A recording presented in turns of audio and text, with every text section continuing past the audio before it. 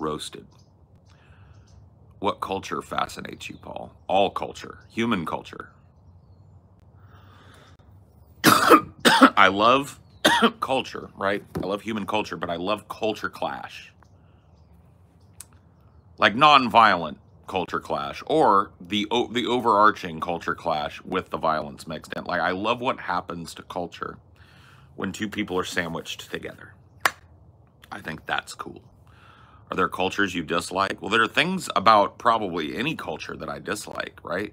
American culture, I hate how we worship the dollar. I hate advertising. I hate how psychological manipulation is legal and widespread. And, you know, there's a lot of stuff I hate about, you know, what you'd call American culture or Western culture, right? But I appreciate a lot of things about it too. I think all cultures are that way, right? It's like, you know, a hot spot right now, Middle East, right? I hate the repressive authoritarianism and religious dogma that's kind of shoved down the throats of people in a lot of these Middle Eastern areas. You know, Beirut and or Lebanon and Iran are kind of like the hot spots right now. I hate that the people that live there live under authoritarian religious regimes. I hate that there are thought crimes there. I hate that people don't have a baseline, you know, group of civil rights there, right? I really hate that about those cultures. But the architecture, right? The music, the humor, the people, right? I don't find fault with them. It's the culture, right? There are aspects of pretty much every culture that you can point to and say, like, look how destructive, look how gross, look how exclusionary, right?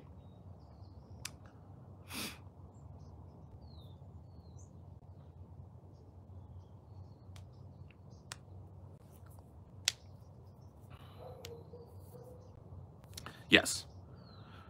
I've said that a million times. I don't know, maybe you haven't heard me say it, but that's a standard Paulsego line, is that cultures cry out to be experienced. Like, that's the whole point of their existence, right? And I always use the example. This is one example, but I think it's a fruitful one. The bindi, right? A bindi is a little glued-on jewel here in the middle of your forehead, right? You don't see people wearing them a whole lot. They fell out of fashion. But during the 90s and early 2000s, a lot of women and girls were starting to experiment with the bindi, right? And there were people, even all the way back then, saying, hey, you white women running around wearing a sari, which is an Indian traditional dress, and a bindi, you white people or people, non-Indian people, doesn't matter, right? Wearing that stuff, you're really appropriating that culture, right? You can't do that.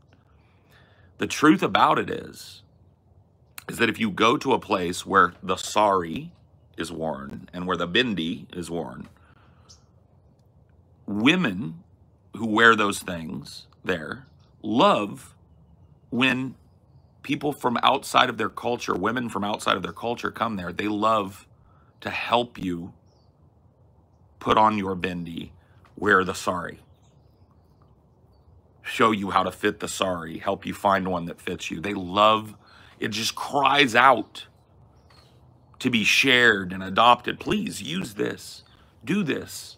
Here's our food.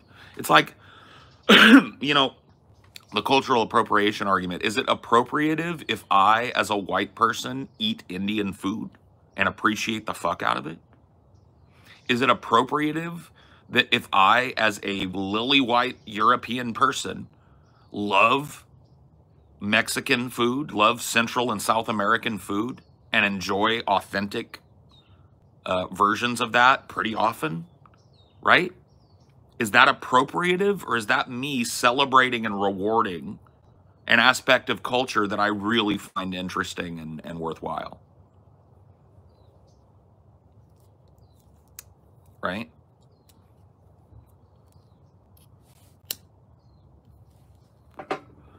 Same thing with that. Same thing with kimonos. Same thing with, like, I mean, you know, any kind of like cultural standard dress, I can only think of just like maybe a few examples on the planet, theoretically, where people wouldn't be happy to help you find one and help you fit one and show you how to wear one, show you how it's used, right? It's just so much part. It's like, okay, when you go to India, for example, and let's say that you wanted to visit a Hindu temple in India, a lot of those temples require that you have a standard head covering. Now, you don't have to use a turban.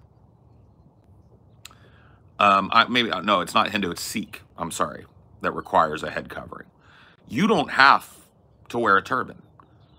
But outside of these temples are tons of little shops that will help you hook up a turban. Right? So this idea that me as a white person putting a turban on my head is appropriative is ridiculous. The cultures that created most, and I said not all, but most of these cultural kind of dress traditions, love it when people from other cultures come there to experience it and adopt some of it and take them back home with them. Culture wants to be spread. It's like the way that human beings say, hey, look at me. This is where I live. This is the food I ate when I was a kid. This is the way that people dress where I'm from. Take it. Look at us and take it. That's what culture is, right? Culture is not this like in-group where it's like, we're the only ones that get to wear the bindi. We're the only ones that get to wear, you know, the kimono. And it just isn't that way within the cultures where those things were created. So where is this reaction coming from? Who are you protecting? Not those people.